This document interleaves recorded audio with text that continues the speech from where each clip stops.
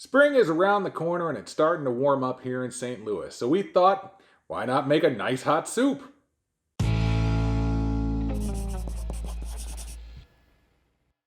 Welcome to Crocs in the Kitchen. I am Brian. Jessica will be back later for this video for the tasting, but right now she is behind the camera. So, this soup is a few years in the making because a few years ago we ended up traveling to England, and while in Nottingham with our good friend Martin the Great Potato Mage, we did what we Crocs do when we travel. We go grocery shopping. Yeah, I know, right? That's a weird thing to do, but we were in another country. Martin and Jessica wanted me to make them dinner, and so we were like, all right, let's head to Asda and get some stuff. So while we were there, I was looking in their spice blends because that's what I do. If you saw the last video, you will see how I accumulate a lot of different spice blends, and that's just by traveling a lot. So while we were there, I ended up buying this, the Schwartz Lebanese 7-Spice Blend. And I really loved this. You can actually check out the video linked somewhere up here or up here. I don't quite know where it's at. I think it's up here. And you can see exactly what I made for them, and they all loved it, and I'm pretty sure I never actually did any recipes for any of those things that I made for them. I don't know. Did I, Jessica? No. No. So, sorry about that. You can go and watch the delicious food that I made, but you cannot recreate it as far as I know right now. But ended up bringing some of the stuff home that we bought, like the spice blends and whatnot. And one night I was like, I'm going to make a soup. I ended up using this spice blend, and it turned out so good. And I was like, you know what? I need to buy more of this stuff. You guys know if I find a spice blend that I absolutely love, I just want to go and buy a ton of it. And that's when I found out that I cannot get this stuff in America. It is pretty much only exclusive to places in England.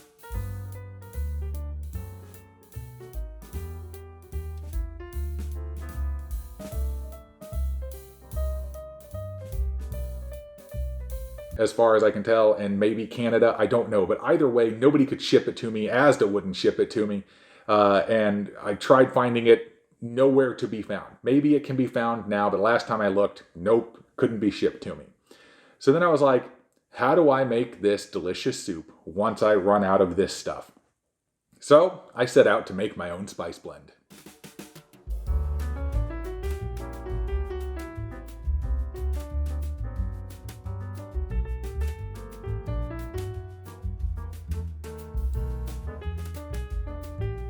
Now, you may be asking yourself, Brian, isn't that a lot of spices? And I answer, yes, it is. But I love it, and I don't care. It tastes amazing, and so I don't care if it has 15 different ingredients. It doesn't have 15 ingredients in it. But trust me, this is absolutely worth it. And pretty much all of these can be found at a local grocery store of some kind. I'm pretty sure every single one of these can be picked up at a Walmart or something like that. So starting out, we have cumin, we have paprika, and coriander, and this is black peppercorns. You can use ground black pepper if you want. I just like actually using the whole peppercorns because it gives it a really fresh, peppery taste. But this is something that purely I use. It's entirely optional, but you can use it if you want. Then we have some onion powder, some garlic powder, some... I can't read it upside down. Jessica has informed me that this says cardamom powder, so I'm just going to trust her. This is nutmeg, and this is ground cloves. Now, for the real secret ingredient of all of this is this stuff. And this is red bell pepper flakes. Not spicy red pepper flakes. This is just dehydrated bell peppers. Now, we found this one at Penzeys, which I was ecstatic about, but Jessica found this lovely bag on Amazon that you all can purchase as well. And I mean, if you ever get this stuff, open it up and just smell it, because it's like amazing if I could ever open it up. Yes, it smells like queso, and I'm not even joking. I don't know why. I don't know what the flavor profile is, but it's got that like queso-y kind of smell, and it's absolutely fantastic. Now, the one step that you really need to do, because most of the time I would say just throw these all in a pot or just, do whatever. The problem is you need to blend this all together in a spice grinder. If you don't have a spice grinder, then you can use like your Vitamix or a NutriBullet, or even a food processor will work as well. But the point is you need to break up the bell peppers and you need to break up the black peppercorns if you are using those. But once you've got everything blended together, it is absolutely ready to go and it is time to get to cooking. Jessica has informed me that it is not time to get to cooking because I forgot to introduce the other ingredients that are on this recipe. So, going further a bit over here, we have some veggie broth. Now, you can use whatever kind of low sodium veggie broth you like. We do prefer to use better than bouillon just because it's easy to store and you can make it as you go along. So you don't have to keep boxes of stuff in a refrigerator or in a pantry or something like that. You just keep one little jar and you're golden. Then from there, you will need the 3 different kinds of beans that are in this recipe, because it's not 3 bean and pasta soup if you don't have 3 beans. Now, I understand. I'm not going to get after you if you use 2 different kinds of beans or even 1 kind of bean that you just happen to have. You use whatever you like. I just really prefer the different contrasts that these 3 do. Now, I can't see what these labels say, so let's see if I can guess which one is which. This one is garbanzo. Dang it. This one is garbanzo. Ding, ding, ding. This one is cannellini. Yeah. And this one is the red kidney beans. All right, I forgot the word kidney. Okay, leave it there. So yes, those 3 right there. If you can get no salt added cans of beans, absolutely get those. If you can't find those anywhere, just rinse those cans off, or rinse the beans off as much as, rinsing the cans wouldn't do anything. That does nothing to the beans. Rinse off the beans as much as you can, and then you are absolutely ready to go. The final thing that you will need though is some type of pasta. We really do prefer this kind of Banza bean pasta, which is cavatappi, and it looks great. It's sort of like this spirally macaroni kind of thing, and these get a lot bigger after you cook them. So these are our kind of preferred ones for this dish, but you can honestly use whatever kind of pasta you prefer. So, Jessica, can I get to cooking now? Yes. Let's get to cooking. Now, the first thing I am going to do is toast the spices. This is entirely optional. You can completely skip it. But there are a few things to take note if you are going to actually do this step of the process. First, heat your pot or Dutch oven to medium-low. You do not want this on high because it will scorch the spices very, very quickly. 2, have your veggie broth ready to go. And I'm talking right there within hand's reach, because you are going to put the spices in and only toast them for 10 seconds. Keep them stirring around, make sure that everything's sort of moving. You do not want to really go longer than 10 seconds. I actually go 15 seconds here, and my temperature was a little too hot and I could kind of see the bit of smoke coming off, so I immediately grabbed my veggie broth and tossed it in there, so that way nothing burned after that. But that's it. One step that is a little bit more complicated, but you don't have to do it at all. You can just completely skip this part. And instead, you can just add the veggie broth into the pot and then put in the spices.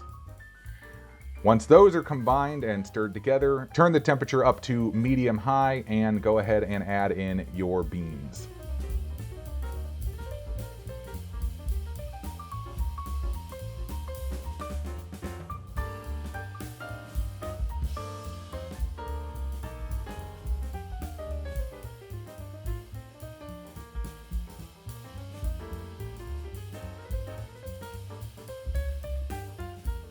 Once the beans are in, it's just a matter of bringing it up to a boil so we can add in our pasta.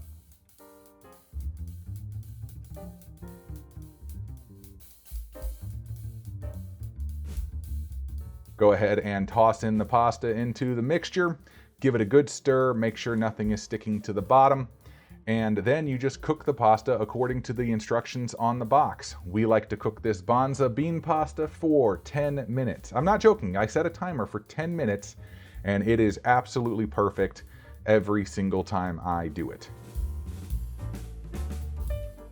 After that, just stir it occasionally, making sure that nothing is sticking to the bottom. Once the pasta has cooked for the correct amount of time, go ahead and give it a taste. I mean, what self-respecting chef doesn't taste the pasta that they make? So I tasted this one. It was absolutely perfect. And it is time to scoop this into bowls.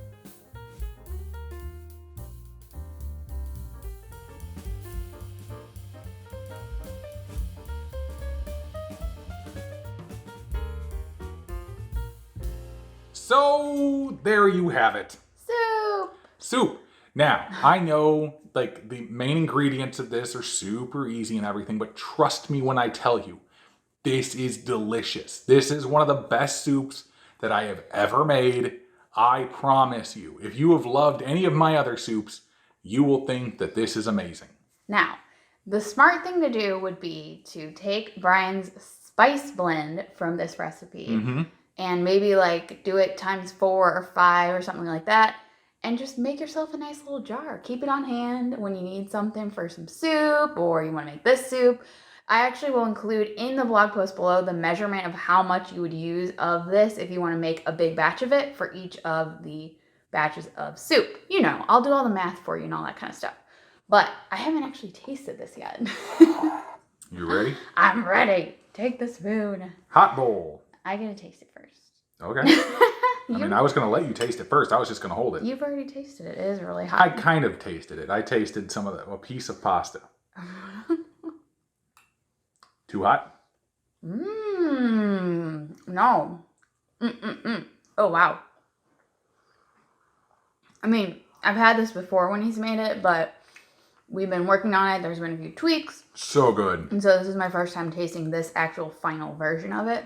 Like, you get all these nice textures because the beans are all different. You just flung broth onto my arm. That's fine. But the pasta is just perfectly cooked. It's brilliant. I love, sometimes you just want a brothier soup. I just want to taste some of the broth. And it really thickens up once you cook the pasta in there. So obviously we didn't like strain it or anything after the fact. Yes. It really, really thickens up. It covers the tongue really nicely. I like it. I'm gonna go one more bite. Good job. And the banza, which is like chickpea pasta, if you didn't know, it actually holds up really well, even when you refrigerate it and stuff like that. Because it always makes me nervous, like having pasta and soup. Like, is it gonna get soggy or weird?